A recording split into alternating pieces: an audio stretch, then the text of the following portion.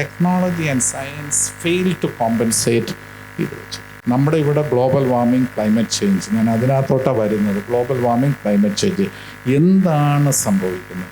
London സിറ്റിക്കകത്ത് 2022 July 19 temperature record ചെയ്ത 40.2-3 ഡിഗ്രിയാണ്. 40 ഡിഗ്രിക്ക് മുകളിലാണ്. ഒരു ഫാൻ ഇല്ല, ഒരു എയർ കണ്ടീഷനിങ് ഇല്ല. ഇത്രയും നൂറ്റാണ്ടുകൾക്കിടയിലെ ഏറ്റവും ബാംഗ്ലൂർ ഓഗസ്റ്റിൽ highest temperature in August. Bangalore ഈ ഓഗസ്റ്റിൽ ഇതുവരെ ഉണ്ടായിട്ടുള്ള ക്ലൈമറ്റിൽ നമ്മൾ ടെമ്പറേച്ചർ റെക്കോർഡ് ചെയ്യുന്നത്. എറണാകുളം സിറ്റി സമ്മറിൽ പോലും വെള്ളപ്പൊക്കമായി. 2018 വെള്ളപ്പൊക്കം വന്നപ്പോൾ നമ്മൾ വിചാരിച്ച്, അന്നൊരു മന്ത്രി പറഞ്ഞു ഇതിൻ്റെ ഇനി ഒരു അടുത്ത വെള്ളപ്പൊക്കം 100 വർഷം കഴിഞ്ഞേ ഉണ്ടാവുള്ളൂ എന്ന് പറഞ്ഞു. മാറിയില്ലേ സ്ഥിതി? ഒരിക്കലും കേൾക്കാത്ത സൈക്ലോണാണ് ഈസ്റ്റ് കോസ്റ്റ്. ഞാൻ ചെന്നൈയിൽ താമസിക്കും. എല്ലാ വർഷവും വാർണിങ്, ഇത് ലോ പ്രഷർ, ഹൈ പ്രഷർ. ഞാൻ ചെന്നൈ പിന്നെയാണ് ലോ പ്രഷർ, ഹൈ പ്രഷർ. ഇപ്പം നമ്മളും വെസ്റ്റേൺ കോസ്റ്റ് ഇരുന്നിട്ട് ഇവിടെയും സൈക്ലോണിനെ കുറിച്ചും ലോ പ്രഷർ. ഇന്നലെ ഒരാൾ പറഞ്ഞു ഈ ബംഗാളിൽ ലോ പ്രഷർ വന്നു കഴിഞ്ഞാൽ നമുക്കിവിടെ മഴ പെയ്യുമെന്ന്. സംഗതി മാറിയില്ലേ? നമ്മൾ ലോ പ്രഷറും ഹൈ പ്രഷർ, ഇത് എവിടെയാണ്? എൻ്റെ ചെറുപ്പത്തിൽ ഞാൻ ലോ പ്രഷറും കേട്ടിട്ടില്ല, ഹൈ പ്രഷറും കേട്ടിട്ടില്ല, നമ്മളിതൊന്നും സംസാരിക്കണമെന്ന് കേട്ടിട്ടില്ല. ഇപ്പം മാറിയ സ്ഥിതി. ടെമ്പറേച്ചർ കൂടുന്നു, കോൾഡ് വേവ്സ്. അപ്പോൾ ഇതെല്ലാം വരുന്നത് നമ്മുടെ ഒരു നമുക്ക് ഈ ഒരു സസ്റ്റൈനബിൾ ആയിട്ടുള്ള ഒരു സൊല്യൂഷനിലോട്ട് പോകണം. ഇത് പോയില്ലെങ്കിൽ ഗവൺമെൻറ് ഇത് അവസാനം വന്ന് ഇത് ബാൻ ചെയ്യുന്ന സ്ഥിതിയിലോട്ട് വരും. ഇല്ലെങ്കിൽ ഇവിടെ ആൾക്കാർ ഈ ചത്തൊടുങ്ങുന്നത് പോലെ വേറെ നിവൃത്തിയില്ല. ടെമ്പറേച്ചർ ഇങ്ങനെ പോയി കഴിഞ്ഞാൽ എവിടെ ചെന്ന് നിൽക്കുക? ഇത് ടൈം മാഗസിനിൽ വന്ന ഒരു ആർട്ടിക്കിളാണ്. ഞാൻ അതിനകത്ത് ഫസ്റ്റ് എൻ്റെ പേരാണ് കോട്ട് ചെയ്തിരിക്കുന്നത്. Western architecture is making India's heat wave എന്ന് പറഞ്ഞ. വാറങ്കലിൽ, ഡൽഹിയിൽ ഹയസ്റ്റ് കഴിഞ്ഞ വർഷവും അതിൻ്റെ വർഷവും ഒക്കെ ഈ വർഷമൊക്കെ ഏറ്റവും ഹയസ്റ്റ് ടെമ്പറേച്ചർ ഒരിക്കലും റെക്കോർഡ് ചെയ്യാത്ത ഒരു സംഗതിയാണ്. Social failure, modern architecture. Communities were broken up, societies were broken up. ആൾക്കാർ ഇൻഡോഴ്സിലോട്ട് പോയി. ഇപ്പോൾ ഞാനൊക്കെ വൈകുന്നേരം ഒരു 7 മണിയാകുമ്പോഴേ, സന്ധ്യ ആകുമ്പോഴേ വീട്ടിൽ കയറത്തുള്ളൂ. സ്കൂളിൽ നിന്ന് വന്ന ബാഗ് എടുത്ത് ഒറ്റ നേരെ കളിക്കാനായിട്ട് പോകും. നിങ്ങളിൽ പലരും അത് ചെയ്തിട്ടുണ്ടാവും. എൻ്റെ പിള്ളേർ വീട്ടിൽ ഇരുന്ന് കളിച്ചിട്ടുണ്ട്. ഇനി അടുത്ത തലമുറ വരുമ്പോഴത്തേക്കും അവർ കുറച്ചുകൂടെ വീട്ടിൽ ഇരുന്ന് കളിക്കുന്ന സിറ്റുവേഷൻ വരും. അപ്പോൾ ഈ ഒരു ചേഞ്ച് നമ്മൾ മനസ്സിലാക്കണം. എയർ കണ്ടീഷനിങ് ഉണ്ടോ? അതിപ്പോൾ നോക്കിക്കഴിഞ്ഞാൽ നാളെ ഞാൻ നോക്കി ഒരു national permit lorry air condition ചെയ്തേക്കുക. നമ്മളിപ്പം കാറൊക്കെ പണ്ടൊക്കെ ഞാൻ ആദ്യം വാങ്ങിച്ച കാറ് നോൺ എയർ കണ്ടീഷൻ്റെ കാറാണ്, AC ആയിരുന്നില്ല. ഇപ്പോൾ AC കാറേ ഉള്ളൂ. ഇപ്പോൾ ലോറി വരെ AC ആയി കഴിഞ്ഞു, അതിനകത്തിരുന്ന് AC. അപ്പോൾ ഈ വരുന്ന മാറ്റങ്ങൾ ഇതെല്ലാം വരുമ്പോൾ ഇത് എവിടെയെങ്കിലും കൊണ്ട് ഇതിനൊരു കൃത്യമായിട്ടൊരു സൊല്യൂഷൻ ഇല്ല. ഗ്ലോബൽ വാർമിങ്ങും ക്ലൈമറ്റ് ചേഞ്ചിലും ഈ സൈക്ലോൺസും എല്ലാം കൂടി വരിക. റിസോഴ്സസ് ലിമിറ്റഡ് ആണ്. 1970s ഒരു തോട്ട് പ്രോസസ്സ് എന്ന് പറഞ്ഞു കഴിഞ്ഞാൽ റിസോഴ്സസ് ലിമിറ്റഡ് ആണെന്നുള്ളതാണ്. പക്ഷേ ഇപ്പോഴുള്ള തിങ്കിങ് വേസ്റ്റ് മാനേജ് ചെയ്യുക എന്നുള്ളതാണ്. ഒരിക്കലും 40 വർഷം മുമ്പ് നമ്മൾ വിചാരിച്ചില്ല സിറ്റീസിൽ വേസ്റ്റ് ഡിസ്പോസൽ ഇത്രയും വലിയ അവിടെയൊക്കെ ടയർ ഡിസ്പോസൽ, അല്ലെങ്കിൽ വാട്ടർ ബോട്ടിലിൻ്റെ ഡിസ്പോസൽ. ഇത് ഇന്നാൾ ഒരിടത്ത് വായിച്ച 2025 ആകുമ്പോഴത്തേക്കും സീയിലുള്ള വാട്ടർ ബോട്ടിലിൻ്റെ എണ്ണം അവിടെ ഉള്ള മത്സ്യങ്ങളുടെ എണ്ണത്തെ 2025 2030 ഏതാണെന്ന് ഓർക്കുന്നില്ല, എണ്ണത്തിനും കൂടുതലാവും. അപ്പോൾ ഇതെല്ലാം നമ്മൾ എവിടെയെങ്കിലും കൊടുത്തിട്ടുണ്ട്. ഇത് നോക്കിക്കഴിഞ്ഞാൽ അറിയാം. ഈ കാർബൺ എമിഷൻ മെട്രിക് ടണ്ണിലുള്ള എമിഷനാണ്. ഇന്ത്യ 1.9 ആണ്. ഇച്ചിരി പഴയ ഫിഗറാണ്. അമേരിക്ക 16.1 മെട്രിക് ടൺസ് ആണ് പെർ ക്യാപിറ്റ. അപ്പം നമുക്കിത് അറിയാം. ഖത്തർ നോക്കിക്കഴിഞ്ഞാൽ 38.2 മെട്രിക് ടൺസ് ആണ്. അഫ്ഗാനിസ്ഥാൻ 0.3 മെട്രിക് ടൺസ് ആണ്. ഇന്തോനേഷ്യ നോക്കിക്കഴിഞ്ഞാൽ 2.1 ആണ്. ഇപ്പം ഇന്ത്യയും ഇന്തോനേഷ്യയും ചൈനയും ഈ അമേരിക്കക്കാരൻ്റെ അത്രയും കാർബൺ എമിറ്റ് ചെയ്യാൻ തുടങ്ങിക്കഴിഞ്ഞാൽ അന്ന് ലോകം അവിടെ അവസാനിക്കും. ഇപ്പോൾ ലോകം നടക്കുന്ന ഈ ആഫ്രിക്കൻ കാര്യത്തിൽ എത്യോപ്യ ഒക്കെ നോക്കിക്കഴിഞ്ഞാൽ 0.2 മെട്രിക് ടൺസേ ഒരു പെർ ക്യാപിറ്റ വിടുന്നുള്ളൂ. അപ്പോൾ നമ്മളിത് മനസ്സിലാക്കേണ്ടത് ഇപ്പോഴത്തെ പ്രോബ്ലത്തിൻ്റെ മേജർ ഒരു കോസ് ഒരു മൈനോറിറ്റി ഓഫ് ദ ഡെവലപ്പ്. അവരെയാണ് റിസോഴ്സസും ഒക്കെ ഉപയോഗിക്കുന്നത്. അപ്പോൾ ഇത് ഗ്ലോബൽ വാർമിങ്ങും ക്ലൈമറ്റ് ചേഞ്ചും ഇപ്പോൾ ഇത്രയും വലിയ ഇഷ്യൂ ആവാൻ കാര്യം ഇത് അവരെ അഫക്റ്റ് ചെയ്യുന്നു. പൊല്യൂഷനൊന്നും അവർക്കൊരു ഇഷ്യൂ ഒന്നുമല്ല. കാരണം പൊള്യൂട്ടർ ഫാക്ടറീസ് മുഴുവൻ നടക്കുന്നത് തേർഡ് വേൾഡ്. അവർക്കൊരു ഇൻഡസ്ട്രിയിൽ ക്യാൻസർ ഉണ്ടാക്കി അവരത് ചൈനയിൽ കൊണ്ട് ആ ഫാക്ടറി സ്ഥാപിക്കും, അല്ലെങ്കിൽ ഇന്ത്യയിൽ കൊണ്ടുവന്ന് ഫാക്ടറി സ്ഥാപിക്കും. എന്നിട്ട് അവർ വാങ്ങിച്ചുകൊണ്ട് പോകും. പ്രൊഡക്ഷനിലെ ക്യാൻസർ ഉണ്ടാക്കത്തുള്ളൂ. അല്ലെങ്കിൽ ഉണ്ടാക്കത്തുള്ളൂ. അപ്പോൾ ഇതൊക്കെ ഈ ഒരു കാര്യങ്ങളൊക്കെ ഉണ്ടാക്കിയ ചേഞ്ചസ് നമ്മൾ മനസ്സിലാക്കി നിന്നില്ലെങ്കിൽ വലിയൊരു പ്രശ്നം. പഴയ ബിൽഡിങ്സ് വളരെ തെർമലി കംഫർട്ടബിളാണ്, ഡ്യൂറബിളാണ്. വെർണാക്കുലർ ആർക്കിടെക്ചറിന് ട്രഡീഷണൽ വളരെ പ്രിമിറ്റീവാണ്. അതിന് വളരെ ഹൈടെക് എന്ന് തന്നെ പറയാം. വളരെ തെർമൽ കംഫോർട്ടുണ്ട്. ക്രാഫ്റ്റ്സ്മെൻ ദി ക്രിയേറ്റഡ് ആർക്കിടെക്ചർ വളരെ ഇതായിട്ട് അവരൊരിക്കലും അതിനെപ്പറ്റി ഒന്നും സംസാരിച്ചിരുന്നില്ല. ഇതിനെയൊക്കെ നെഗ്ലക്റ്റ് ചെയ്തിട്ട് നമ്മളെ കുറ്റം പറഞ്ഞിട്ട് കാര്യമൊന്നുമില്ല, നമ്മുടെ പിള്ളേരെ കുറ്റം പറഞ്ഞിട്ടോ വല്ല നമ്മളെ മുഴുവൻ പഠിപ്പിക്കുന്നത് സ്റ്റീലും കോൺക്രീറ്റുമാണ്. ടിമ്പറിനെ കുറിച്ച് വല്ലതും പഠിച്ചിട്ടുണ്ടോ? ലൈമിനെ കുറിച്ച് പഠിച്ചിട്ടുണ്ടോ? മണ്ണിനെ കുറിച്ച് പഠിച്ചിട്ടുണ്ടോ? എർത്തിനെ കുറിച്ചൊക്കെ ഇതൊന്നും നമ്മളെ പഠിപ്പിച്ചിട്ടുണ്ട്. അപ്പം നമ്മുടെ ഈ ബ്ലൈൻഡ്ലി ഫോളോയിങ് വെസ്റ്റേൺ കരിക്കുലം. പക്ഷേ അതേ സമയത്ത് ഈ ചില സംഗതികൾ നമ്മൾ കൃത്യമായിട്ട് പഠിച്ചിട്ടുണ്ട്. അതുകൊണ്ടാണ് ഞാൻ നേരത്തെ പറഞ്ഞ വെസ്റ്റേൺ എഡ്യൂക്കേഷൻ സിസ്റ്റം നമ്മളെല്ലാവരും പറയുന്നതാണ്. പക്ഷെ എന്നാലും ഇതിൻ്റെ ഒരു പ്രധാനപ്പെട്ട ഒരു ഡ്രോബാക്ക് ഉണ്ട്. ഇപ്പോൾ ഈ ബിൽഡിങ്സിലൊക്കെ നോക്കിക്കഴിഞ്ഞാൽ നേരെ കാണുന്ന റൂഫാണ്, റൂഫ് ഓവർ ഹാങ്ങാണ്. പടിഞ്ഞാറുന്ന് വെയിൽ വരുമ്പോൾ കിഴക്കുന്ന് സൂര്യൻ ഉദയിച്ച് കഴിഞ്ഞാൽ കിഴക്കത്തെ ഭിത്തി 2 മണിക്കൂർ ഡയറക്റ്റ് സൺലൈറ്റ്, പടിഞ്ഞാറത്തെ ഭിത്തി വൈകുന്നേരം 2 മണിക്കൂർ ഡയറക്റ്റ് സൺലൈറ്റ്. ബാക്കിയെല്ലാം റൂഫ് ഓവർഹാങ്. മുകളിലൊക്കെ പോകുമ്പോൾ ഡയറക്റ്റ് സൺലൈറ്റ് ഭിത്തിയിൽ വീഴുന്ന കുറവാണ്. ഇപ്പോഴത്തെ കോൺക്രീറ്റ് നേരത്തെ കാണിച്ച പോലെ ഗ്ലാസ് ബിൽഡിങ്ങിൽ റൂഫ് മാത്രമല്ല കോൺക്രീറ്റ് കടത്തി വിടുന്നു, ഭിത്തി അതിൽ കൂടുതൽ ഹീറ്റ്. ഇപ്പോൾ ഒരു ബിൽഡിംഗ് എടുത്തു കഴിഞ്ഞാൽ, ഒരു 10 നിലയുള്ള ബിൽഡിംഗ് എടുത്തു കഴിഞ്ഞാൽ അതിൽ എത്രയോ റൂഫ് 1000 സ്ക്വയർ ഫീറ്റ് ഉള്ള ബിൽഡിംഗ് റൂഫിന് 1000 സ്ക്വയർ ഫീറ്റ് ഉണ്ട്. പക്ഷെ വാളിൻ്റെ ഏരിയ എത്രയോ ഇരട്ടി കൂടുതലല്ല വാളിൻ്റെ ഏരിയ. അപ്പോൾ നമ്മൾ കോൺക്രീറ്റിനെ ചുമ്മാ കുറ്റം പറയും, കോൺക്രീറ്റാണ് എല്ലാം നശിപ്പിക്കുന്നതെന്ന്, ചൂട് കൂട്ടുക. ഒന്നുമല്ല, ബിൽഡിങ്ങിൻ്റെ ഡിസൈനാണ് ഈ ചൂട് വരുത്തുന്നത്. മനസ്സിലായി? ഭിത്തി കോഎഫിഷ്യൻ്റ് തെർമൽ കണ്ടക്ടിവിറ്റിയാണ് ഇത് ഡിസൈഡ് ചെയ്യുന്നത്. റൂഫിൻ്റെ കോഎഫിഷ്യൻ്റ്, കോൺക്രീറ്റിൻ്റെ കോഎഫിഷ്യൻ്റ് തെർമൽ കണ്ടക്ടിവിറ്റി ഇച്ചിരി കൂടുതലാണ് നമ്മൾ പ്ലാസ്റ്റേർഡ് വാൾസിനേക്കാളും. പക്ഷെ നമ്മൾ ഓവർഹാങ് കൊടുത്തില്ലെങ്കിൽ ഭിത്തി രാവിലെ തൊട്ട് വൈകുന്നേരം വരെ ചൂടാത്തോട്ട് കടത്തി വിടും. ചെറിയൊരു ഓവർഹാങ് കൊടുത്തു കഴിഞ്ഞാൽ ഒരുപാട് വ്യത്യാസം വരും.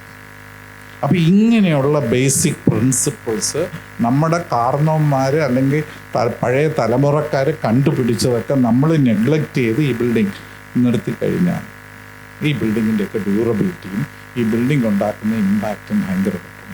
ഇതിനെയൊക്കെ നമ്മൾ എടുക്കുന്നത്, ഇതിനകത്ത് ഞാൻ പറയുന്ന സിവിൽ എഞ്ചിനീയേഴ്സിനെ കുറ്റം പറയുന്നതിന് വലിയ കഥയൊന്നുമില്ല. ഇത് ഡിസൈൻ ചെയ്തിരുന്ന ആർക്കിടെക്ട്സിനെ കുറ്റം പറഞ്ഞാൽ മതി. ആർക്കിടെക്ട്സിനെ കുറ്റം പറഞ്ഞിട്ട് എന്നാ കാര്യം? അവിടെ പഠിപ്പിക്കുന്ന ടീച്ചേഴ്സിനെ കുറ്റം പറഞ്ഞാൽ മതി. കാരണം അവർ പഠിപ്പിക്കുന്ന ടീച്ചേഴ്സിനെ കുറ്റം പറഞ്ഞാൽ അവർ പഠിച്ചതും അത് തന്നെ. അപ്പം ഇത് നമ്മളൊന്ന് മാറ്റി ചിന്തിക്കേണ്ട ഒരു സമയമായി എന്നുള്ളതാണ്. റൂഫ് ഇത് ഈ ബിൽഡിങ്ങിൽ വരാന്തയിൽ ഒരിക്കലും പഴയ വീടുകളിൽ വരാന്തയുണ്ട്, ഒരിക്കലും ഡയറക്റ്റ് സൺലൈറ്റ് ഭിത്തിയിലോട്ട് വീഴുകയല്ല. ഇത് പത്മനാഭപുരം ടെമ്പിളിൻ്റെ മുമ്പിലുള്ള ആ തടിയുടെ ഭിത്തിയാണ്. 200 വർഷം പഴക്കമുണ്ട്. ഈ കെട്ടിടത്തിന് ഇന്നും വല്ല കുഴപ്പമുണ്ടോ? മഴയും കൊള്ളും, വെയിലും കൊള്ളും, ഓവർഹാങ് ഉണ്ട്. അപ്പോൾ ഓവർഹാങ്ങിൻ്റെ ഒരു ഇമ്പോർട്ടൻസ്, ഇത് ഡ്യൂറബിലിറ്റിയിലുണ്ടാക്കുന്ന ഇമ്പോർട്ടൻസ്. കാരണം സസ്റ്റൈനബിലിറ്റിയുടെ മെയിൻ, നമ്മൾ എത്ര പ്ലാറ്റിനം റേറ്റഡ് ബിൽഡിംഗ് ഉണ്ടാക്കി 50 വർഷം നിന്നോളെങ്കിൽ പറഞ്ഞിട്ട് തന്നെ കാര്യം. ഗോൾഡ് റേറ്റഡ് ബിൽഡിംഗ് ഉണ്ടാക്കി 100 വർഷം നിന്ന് കഴിഞ്ഞാൽ അതാ കൂടുതൽ പ്രയോജനം. അപ്പം നമ്മൾ ഇതിനെപ്പറ്റിയൊക്കെ നമ്മൾ ഈ പറയുന്ന ഈ ഡിസ്കോഴ്സസും ഈ പറയുന്ന കാര്യങ്ങളും എല്ലാം വന്നില്ലെങ്കിൽ ഞാനൊക്കെ 30-35 വർഷമായിട്ട് ഇത് ഫീൽഡിലെ റിസർച്ച് എല്ലാം ഫോളോ ചെയ്യുന്നു. ഞാനൊക്കെ വിചാരിച്ചുകൊണ്ടിരുന്നത് നമ്മളിതൊന്നും കാണാൻ ജീവിച്ചിരിക്കുകയാണ്.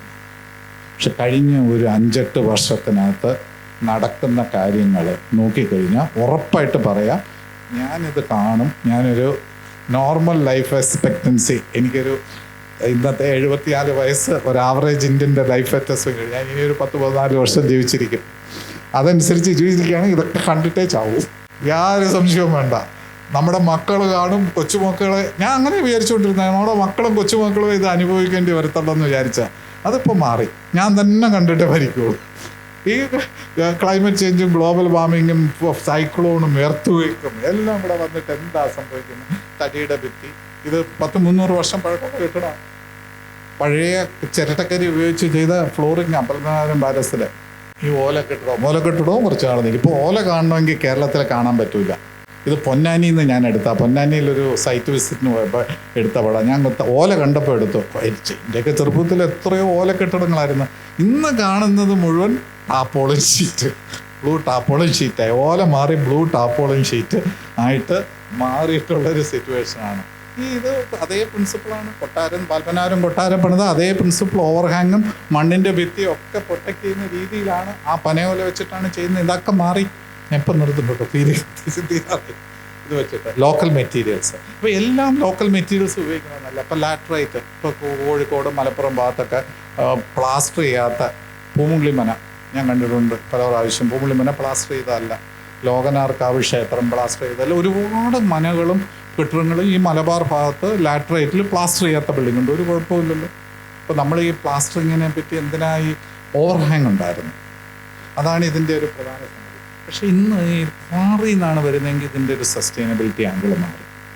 മറ്റേത് എൻ്റെ വീട്, എൻ്റെ ഫാദർ 1968 കോൺക്രീറ്റ് കോൺക്രീറ്റ് റൂഫും ഈ ലാറ്ററൈറ്റ് കൊണ്ട് പണിതപ്പോൾ എൻ്റെ വീട്ടിൽ നിന്നാണ് പണിക്കാർ വന്ന്, എൻ്റെയൊക്കെ ചെറുപ്പത്തിൽ എനിക്ക് ഓർമ്മയുണ്ട്, കൈ കൊണ്ട് കൊത്തി കല്ല് വെട്ടി ആ കല്ല് വെച്ചെടുത്തു. ആ ഒരു പിറ്റ് എൻ്റെ ചെറുപ്പത്തോടെ. എന്നിട്ട് ഞങ്ങൾ ചെയ്തുകൊണ്ടിരുന്ന എല്ലാ വേസ്റ്റും കൊണ്ട് ആ പിറ്റിലോട്ടിടും. ഇന്ന് ആ പിറ്റില്ല. ഇന്നും ആ വീട്ടിൽ തന്നെ എൻ്റെ ബ്രദർ താമസിക്കുന്നത്. അപ്പോൾ ഇത് ഒരു സസ്റ്റൈനബിൾ വേ ആണ്. പക്ഷേ ക്വാറി സിസ്റ്റത്തിലോട്ട് പോയി കഴിഞ്ഞാൽ സസ്റ്റൈനബിൾ ആവും. അപ്പോൾ നമ്മളൊരു മെറ്റീരിയലിൻ്റെ സസ്റ്റൈനബിലിറ്റി ഡിസൈഡ് ചെയ്യുന്നത് അത് എങ്ങനെയാണ് അതിൻ്റെ സോഴ്സ് എന്നുള്ള. കരിങ്കല്ല്, ഞാൻ ഒരുപാട് ഈ ബിൽഡിങ്സൊക്കെ ഞാൻ പുതിയ ബിൽഡിങ്സൊക്കെ പലതും ഞാൻ ചെയ്ത ബിൽഡിങ്സാണ്. ഇന്നത് മാറി. ഇപ്പോൾ കേരള, ഇത് ഗാർഡിയൻ പത്രത്തിൽ വന്നാണ്, Kerala is caught between landslides and കടൽ തീരത്ത് പോയി കഴിഞ്ഞാൽ സീ എറോഷൻ. ഇനി മലയിൽ പോയി ചില സ്ഥലം വാങ്ങിക്കാന്ന് വെച്ച് കഴിഞ്ഞാൽ ലാൻഡ് സ്ലൈഡ്. ഇനി വേറെ എല്ലായിടത്തും വാങ്ങിക്കുക കഴിഞ്ഞാൽ ഫ്ലഡ്സ്. കേരളത്തിൽ എവിടെ പോയി സ്ഥലം വാങ്ങിക്കും? കേരളത്തിൽ ജനങ്ങൾക്ക് ഇവിടെ ജീവിക്കണ്ടേ? അപ്പോൾ അതിനൊരു ഒരു ഒരു ഒരു ഒരു കെട്ടിട നിർമ്മാണ സംസ്കാരവും കേരളത്തിന് പറ്റിയ രീതിയിലും ഉള്ള ഒരു ഇത് നമുക്കൊരു ചൂണ്ടുവലയായിട്ട് നിൽക്കാൻ പറ്റിക്കഴിഞ്ഞാൽ നമുക്ക് എന്തെല്ലാം കാര്യങ്ങൾ നമുക്ക് ഈ കാര്യത്തിലോട്ട് നമുക്ക് മുമ്പോട്ട് പോയി ചെയ്യാനായിട്ട് പറ്റും. എന്ന് വെച്ചാൽ ഞാൻ പറയുന്നത് ബ്ലൈൻഡായിട്ടൊരു റൊമാൻറ്റിക് വ്യൂ അല്ല. മണ്ണുകൊണ്ട് ചെയ്തത് ഒരിക്കലും സസ്റ്റൈനബിൾ ആണ്. ഞാനിത് എനിക്കൊരു അവാർഡൊക്കെ കിട്ടിയ പ്രോജക്റ്റാണ്. ഇതിനകത്ത് ഇൻ്റർലോക്കിംഗ് ബ്ലോക്സ് വെച്ച് ചെയ്താൽ ഈ ഫ്ലൈ ആഷും ഒക്കെ ചേർത്തിട്ട് സിമെൻ്റൊന്നും ഉപയോഗിച്ചിട്ടില്ല.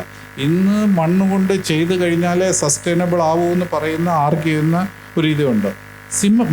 മൺകട്ടയ്ക്കകത്ത് 15% സിമെൻറ്റ് ചേർത്ത് കഴിഞ്ഞാൽ അൺസസ്റ്റൈനബിൾ ആണ്. കാരണം എക്കണോമിക്സും പോയി, അതിൻ്റെ എല്ലാം പോയി.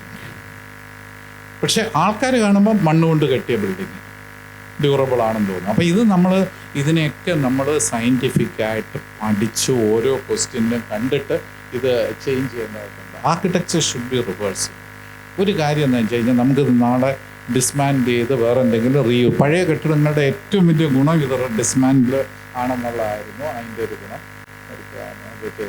പ്രളയത്തിൻ്റെ കാര്യം ഞാനൊരു പുസ്തകം എഴുതി. കാരണം ഞാനത് ചെറിയൊരു ബെഡ് റെസ്റ്റിലായിരുന്നു. ഫ്ലഡ് നടക്കുമ്പം ഡിസാസ്റ്റേഴ്സിൻ്റെ എണ്ണം ഭയങ്കരമായിട്ട് കൂടി വരിക. പിന്നെ അതിൻ്റെ ഒരു സ്റ്റാറ്റിസ്റ്റിക്സാണ്. ഓരോ വർഷം വരുന്നതോറും കൂടി വരിക. ഫ്ലഡ്സ് കൂടുക, എർത്ത് കൂടുക, എല്ലാം കൂടുക. അപ്പോൾ നമ്മൾ ഇതിനെ എടുക്കണം. ഫ്ലഡ്സിൽ നമ്മളിപ്പോൾ കേരളത്തിലൊരു സിറ്റുവേഷൻ ആണെങ്കിൽ അന്ന് വന്ന ഒരു സിറ്റുവേഷനാണ്, വെള്ളം കയറി പുഴ ഓവർഫ്ലോ ചെയ്ത് വേറെ സ്ഥലത്തോട്ട് പോയി. എന്നിട്ട് അത് പിന്നെ ഡ്രെയിൻ ചെയ്യാൻ സ്ഥലമില്ല, വെള്ളപ്പൊക്കം. ആൾക്കാർ ഇതുപോലെ കയറി വരും. കയറി ലോ ലൈങ്ങാന്ന് പറഞ്ഞാൽ ആൾക്കാർ ഇപ്പുറത്ത് കയറി ഫില്ല് ചെയ്ത് കഴിഞ്ഞാൽ വെള്ളം പിന്നെയും ഓവർഫ്ലോ ചെയ്യും. അതായത് 2018 ഫ്ലഡ് ഉണ്ടായപ്പോൾ ഓരോരുത്തർ തോന്നിയ കണക്കിന് മണ്ണ് ഫില്ല് ചെയ്യാൻ തുടങ്ങിക്കഴിഞ്ഞ് ബിൽഡിംഗ് പണിയാണെങ്കിൽ ഇനി 2025 ഇതേപോലെ ഒരു ഇൻറ്റൻസിറ്റിയിൽ ഫ്ലഡ് വന്നു കഴിഞ്ഞാൽ 2018 ഡാമേജിങ് ആയിരിക്കും. കാരണം ആൾക്കാർ ചെയ്യുന്ന ഇതാ, സ്വന്തം കാര്യം നോക്കിയിട്ട് പ്ലാൻ ചെയ്ത് കുത്തി ഇതുപോലെ അവിടെ കയറി ഫില്ല് ചെയ്ത് കഴിഞ്ഞാൽ ഒരിക്കലും വെള്ളം കയറാത്ത രീതിയിലോട്ട്. കാരണം വെള്ളം പോകാനായിട്ട് ഇത്ര സ്ഥലമുള്ളൂ. ഇത് പ്രധാനമായിട്ട് കണ്ടിട്ട് വേണം ഇത് ചെയ്യാനായിട്ട്. സസ്റ്റൈനബിലിറ്റിയെ വെച്ചിട്ട് നമുക്ക് കളഞ്ഞിട്ടൊരു ബിൽഡിംഗ് ഒരു സിസ്റ്റം നമുക്ക് ഒരിക്കലും ചെയ്യാൻ പറ്റത്തില്ല. വേറൊരു സസ്റ്റൈനബിലിറ്റി മാറി. ഞാനൊക്കെ പ്രാക്ടീസ് ചെയ്യുമ്പോൾ ലേബർ അൺഎംപ്ലോയ്മെൻ്റ് ആയിരുന്നു പ്രശ്നം. അന്നത്തെ സസ്റ്റൈനബിലിറ്റി അല്ല ഇന്നത്തെ സസ്റ്റൈനബിലിറ്റി. 80 സസ്റ്റൈനബിലിറ്റി അല്ല 2020 സസ്റ്റൈനബിലിറ്റി. അന്നൊക്കെ ലേബർ കോസ്റ്റ് വളരെ കുറവായിരുന്നു. ലേബർ 40 ഇരട്ടി കൂടി. ഇപ്പോൾ സിമെൻറ്റിൻ്റെ പ്രൈസ് 200-400 നേരെ ഡബിളേ ആയിട്ടുള്ളൂ. മണലിൻ്റെ പ്രൈസ്, മെറ്റലിൻ്റെ പ്രൈസ്, ലേബറിൻ്റെ പ്രൈസ് കഴിഞ്ഞ 20 വർഷത്തിനിടയ്ക്ക് എത്രയോ കൂടി. 20-25 വർഷം മുമ്പ് സിമെൻറ്റ് 200 രൂപ 225 രൂപയ്ക്ക് കിട്ടുമായിരുന്നു അല്ലേ? ഇപ്പോൾ 350-300. ഞാൻ മദ്രാസിലെ പ്രൈസാണ് പറയുന്നത്. 350-360. അപ്പോൾ ഈ ഉണ്ടായിരിക്കുന്ന ചേഞ്ചസ് നമ്മളിത് പഠിച്ച് മെറ്റീരിയൽ സേവിങ് അതിനെക്കാട്ടിലും ഇമ്പോർട്ടൻ്റ് ലേബർ സേവിങ്ങിലോട്ട് വരുന്ന ഒരു സിറ്റുവേഷനിലോട്ട്. അപ്പോൾ നമ്മൾ ഇതിനെ ഒരു സ്റ്റൈലായിട്ട് ഫോളോ ചെയ്യാതെ ഒരു പ്രിൻസിപ്പിളായിട്ട് ഹോളിസ്റ്റിക്കായിട്ട് ഇൻ്റഗ്രേറ്റഡ് മാനറിൽ ഇതിനെ കാണുക എന്നുള്ളതാണ് ഇമ്പോർട്ടൻ്റ്. കാരണം ഗ്ലോബൽ വാർമിംഗ് വന്നു കഴിഞ്ഞു, ക്ലൈമറ്റ് ചേഞ്ച് വന്നു കഴിഞ്ഞു. നമ്മുടെ ഫ്യൂച്ചർ തലമുറയുടെ രക്ഷയ്ക്ക് വേണ്ടിയിട്ട്, അവരുടെ ജീവിതം സുഗമമാക്കുന്നതിന് വേണ്ടിയിട്ട് നമുക്ക് ഒരു പുതിയ കെട്ടിട നിർമ്മാണ സംസ്കാരം നമ്മളിവിടെ സസ്റ്റൈനബിലിറ്റിയിൽ ഊന്നിക്കൊണ്ട്, അതേ സമയത്ത് നമ്മൾ 21st സെഞ്ച്വറി നോഹവും നമ്മുടെ കാരണവന്മാർ ഇത്രയും നാളും കൊണ്ടുവന്ന ഈ overhang, cornice, coping, cross ventilation, ഈ നോളേജ് രണ്ടും കൂടെ കമ്പൈൻ ചെയ്തുകൊണ്ടുള്ള ഒരു ഫ്യൂച്ചർ അല്ലാണ്ട് നമുക്ക് സർവൈവ് ചെയ്യാനായിട്ടുള്ള 2-3 സ്ലൈഡും കൂടെ ഉള്ളൂ. ഞാൻ ജസ്റ്റ് റൺ ചെയ്യാം, സമയം റൺ ചെയ്ത് ഞാൻ ചെയ്ത കുറേ ബിൽഡിങ്സാണ്. ഞാൻ ജസ്റ്റ് സ്കിപ്പ് ചെയ്തങ്ങ് പോവുകയാണ്. നിങ്ങൾക്കൊന്ന് എങ്ങനെ ഇതിൻ്റെ എൻ്റെ ഒരു ആൻസറാണ് ഇതെങ്ങനെ ചെയ്യാമെന്നുള്ളത്, അത്രയേ ഉള്ളൂ. അതിന് എനിക്ക് എൻ്റേതായ ഒരു ആർഗ്യുമെൻ്റ് ഉണ്ട്. ഞാൻ ഒരുപാട് ടിമ്പർ യൂസ് ചെയ്യുന്നതാണ് എൻ്റെ ബിൽഡിങ്സിൽ. അത് നിങ്ങൾക്ക് കാണാൻ പറ്റും. Timber is most sustainable building material ആണെന്നാണ് പറയുന്നത്. ഓസ്ട്രിയയിൽ 2 വർഷം മുമ്പ് വിയന്നയിൽ 24 നിലയുള്ള ടിമ്പർ ബിൽഡിംഗ്, 85% ടിമ്പർ, കുറച്ച് ഗ്ലാസും കുറച്ച് സാനിറ്ററി ഫിക്സ്ചേഴ്സ് യൂസ് ചെയ്യുന്നുണ്ട്. ഫിൻലൻഡിൽ ഒരു സാറ്റലൈറ്റ് ടൗൺഷിപ്പ് ടിമ്പറിൽ, UK ലണ്ടനിൽ പല buildings, multi storeyed buildings in timber ഞാൻ നേരിട്ട് കണ്ടിട്ടുണ്ട്. ഞാൻ എൻ്റെ ആർക്കിടെക്ട്സിനെ മീറ്റ് ചെയ്തിട്ടുണ്ട്. എൻ്റെ ഫോട്ടോഗ്രാഫ്സും പോയി ഞാൻ പഠിച്ചതാണ്. അപ്പോൾ ടിമ്പറാണ് ഒരു ഫ്യൂച്ചർ ബിൽഡിംഗ് മെറ്റീരിയലായിട്ട് ഞാൻ കാണുന്നത്. വേറെ ഒരു മെറ്റീരിയലും ഇതിനകത്ത് വരാനായിട്ടുള്ള സാധ്യത. കാരണം ടിമ്പർ ട്രീസ് കൂടുതലുണ്ടെങ്കിൽ ക്ലൈമറ്റ് ചേഞ്ച് റിവേഴ്സ് ചെയ്യാൻ പറ്റും. നമ്മൾ ടിമ്പർ യൂസ് ചെയ്യുമ്പോൾ കാർബൺ സൈക്കിൾ കംപ്ലീറ്റ് ചെയ്യുന്നില്ല, കാർബൺ ഡൈ ഓക്സൈഡ് എമിറ്റ് ചെയ്യുന്നില്ല, കാർബൺ ലോക്സ്ഡ് ഇൻ ടിമ്പർ. അപ്പോൾ ഇതൊക്കെ നമ്മളൊരു അതൊക്കെ വെച്ചിട്ടാണ് ഞാൻ എൻ്റെ ഒരു ആർക്കിടെക്ചർ ഒരു സ്റ്റൈല്, അല്ലാതെ ഞാൻ വെർണാക്കുലർ ആർക്കിടെക്ചർ പഴമയുടെ കുറേ പില്ലറും കുറേ ഡോറും കുറേ റൂഫും ഒക്കെ വെച്ചിട്ട് ചെയ്യുകയല്ല. There is a concept behind it. ആ ഒരു കോൺസെപ്റ്റാണ് ഞാൻ വളരെ സിമ്പിളായിട്ട് എന്നെ കൊണ്ട് പറ്റുന്ന രീതിയിൽ ഞാൻ ഷെയർ ചെയ്യാൻ ശ്രമിച്ചത്. അപ്പോൾ ഞാൻ ചെയ്ത ബിൽഡിങ്സ് ഞാനത് കുറച്ചിങ്ങനെ ഷെയർ ചെയ്ത് വിടുകയാണ്. അതിനകത്ത് പല ടൈപ്പ് ബിൽഡിങ്സ് എസ്തെറ്റിക്കലി പ്ലീസിങ് ആയിട്ട്. പക്ഷേ ഇതൊക്കെ ഓരോന്നിനും അതിൻ്റേതായ ഒരിതുണ്ട്, കാരണമുണ്ട്. നോട്ട് അറ്റ് ക്വസ്റ്റ്യൻ ഒരു ട്രഡീഷനോ മോഡേണിറ്റിയോ എന്നുള്ളതല്ല, വെർണാക്കുലറോ മോഡേൺ ടെക്നോളജി. ഇത് രണ്ടും കൂടെ മേർജ് ചെയ്തിട്ട് നമ്മുടെ sustainable architecture, sustainable future, sustainable development, നമ്മുടെ ഭാവി തലമുറ സന്തോഷമായിട്ട് ഡിസാസ്റ്റർ ഒന്നും ഇല്ലാണ്ട് ഇതൊക്കെ കഴിഞ്ഞ് ജീവിക്കണമെങ്കിൽ ഇത് കൺട്രോൾ ചെയ്തേ പറ്റുള്ളൂ. കാരണം നമ്മുടെ പ്ലാനറ്റ് വളരെ ഫ്രജൈലാണ്. ഇത് നമ്മൾ ചെയ്തില്ലെങ്കിൽ അവർ നമ്മളെ തിരിച്ചറ്റാക്ക് ചെയ്യും. ഇപ്പോൾ പ്രകൃതി പ്രതികാരം ചെയ്യുകയാണ് മനുഷ്യരോട്. നമ്മൾ കെട്ടിടവും അമ്പരചുമ്പിലും ഒക്കെ കെട്ടിപ്പോക്കാം, ഞാനിതൊന്നുമല്ല. പക്ഷേ ഇതൊരു ബാലൻസ്ഡ് ഹോളിസ്റ്റിക് കോൺസെപ്റ്റിൽ കൂടെ ചെയ്യണമെന്നുള്ളത് ഞാൻ ഇതിനകത്ത് എൻ്റെ ഒരു ആർഗ്യുമെൻ്റായിട്ട് ഞാൻ പറയുന്നത് അത്രയേ ഉള്ളൂ. ഇതിനകത്ത് ഏറ്റവും വേണ്ടത്, ഞാൻ ഒരു ഒറ്റ പോയിൻ്റൂടെ പറഞ്ഞിട്ട് നിർത്താം, ഞാൻ സമയം അനുവദിച്ചതിൽ കൂടുതൽ എടുത്തു. ഇന്നത്തെ ഒരു ആവശ്യം എന്ന് പറയുന്നത് ഒരു കൺസ്ട്രക്ടർ കം ആർക്കിടെക്ട് കം എൻജിനീയറാണ്. നമ്മളൊരു എൻജിനീയറിംഗ് നോഹോ പഠിക്കുന്നു, ആർക്കിടെക്ചർ പഠിക്കുന്നു. ഇത് ഇന്നത്തെ പ്രശ്നങ്ങൾ പരിഹരിക്കാൻ ഇതല്ല. നമുക്കൊരു പ്രൊഫഷണലായിട്ട് ഇപ്പോൾ അതൊരു സ്ലോലി എമർജ് ചെയ്തുകൊണ്ട് വരുന്നത്. ഇത് അങ്ങനെ ഒരു പ്രൊഫഷനായിട്ട് ഇപ്പോൾ വിദേശ രാജ്യങ്ങളിലൊക്കെ ചെറുതായിട്ട് അവരങ്ങനെ ചില കോഴ്സുകൾ തുടങ്ങിയിട്ടുണ്ട്. ഈ ഒരു കോൺസെപ്റ്റിൽ കൺസ്ട്രക്ടർ കം, ഞാൻ ബിൽഡർ എന്നുള്ളതോ കോൺട്രാക്ടർ എന്നുള്ള വാക്കല്ല ഉപയോഗിക്കുന്നത്, constructor cum engineer cum architect. നമ്മളിത് നോക്കിക്കഴിഞ്ഞാൽ പഴയ മൂത്താശാരി, അയാൾ കൺസ്ട്രക്ട് ചെയ്യും, അയാൾ ഡിസൈൻ ചെയ്യും, അയാൾ തന്നെയാണ് എൻജിനീയറും ആർക്കിടെക്റ്റും. ഇതെല്ലാം വെച്ചിട്ട് ഒരിക്കൽ കൂടെ ഞാൻ നന്ദി പറഞ്ഞുകൊണ്ട് നിർത്തുന്നു. സമയം കുറച്ച് കൂടുതലെടുത്തതിൽ ക്ഷമ ചോദിച്ചുകൊണ്ട്, എന്നെ വിളിച്ചതിൽ ഒരിക്കൽ കൂടി നന്ദി പറഞ്ഞതുകൊണ്ട്, നിങ്ങൾക്ക് എൻ്റെ ആർഗ്യുമെൻറ്റിനോട് നിങ്ങൾ അംഗീകരിക്കണമെന്നൊന്നും എനിക്ക് യാതൊരു ഇതുമില്ല. ഞാൻ എൻ്റെ ഒരു പോയിൻ്റ് ഓഫ് വ്യൂവിൽ പറഞ്ഞു. എൻ്റെ വിശ്വാസം അനുസരിച്ച് ഞാൻ എൻ്റെ ബിൽഡിങ്സ് ചെയ്യുന്നു. അത് റിലവൻ്റ് എന്നാണ് എൻ്റെ സ്ട്രോങ് ആയിട്ടുള്ള ഒരു അഭിപ്രായം. അതാണ് ICSE എന്ത് ചെയ്ത് കഴിഞ്ഞാലും നമ്മുടെ സൊസൈറ്റി അല്ലെങ്കിൽ നമ്മുടെ സംഘടന ഫ്യൂച്ചറിലെ കേരളത്തിലെയും ഇന്ത്യയിലെയും സിവിൽ എഞ്ചിനീയേഴ്സിനും ആർക്കിടെക്ട്സിനും ബിൽഡിംഗ് പ്രൊഫഷണൽസിനും ഒരു വഴികാട്ടിയായിട്ട് നിൽക്കട്ടെ എന്ന് പറഞ്ഞുകൊണ്ട് ഇതിനുള്ള ഞാൻ പറയുന്നത് എൻ്റെ ഒരു വ്യൂ പോയിൻ്റ് അല്ല, പല വ്യൂ പോയിൻറ്റ്സും നമ്മൾ ചർച്ച ചെയ്ത് ഇങ്ങനെ വേണമെന്നുള്ള രീതിയിലോട്ട് നമുക്കൊരിത് ചെയ്ത് കഴിഞ്ഞാൽ ഇതിൻ്റെ റിലവൻസ് ഭയങ്കരമായിരിക്കും. ഇതിന് ഭയങ്കര റിലവൻസ് ഉണ്ടെന്ന് ഞാൻ വിശ്വസിക്കുന്നു. എൻ്റെ എല്ലാ ഭാവുകങ്ങളും എല്ലാ സപ്പോർട്ടും ICACക്ക് ഒരിക്കൽ കൂടി പറഞ്ഞുകൊണ്ട് ഉപസംഹരിക്കും. ഉദ്ഘാടനം ചെയ്തതായിട്ട് എനിക്ക് ഉദ്ഘാടനം ചെയ്തൊന്നും പരിചയമില്ല. ഞാനിത് ഉദ്ഘാടനം ചെയ്തിരിക്കുന്നു.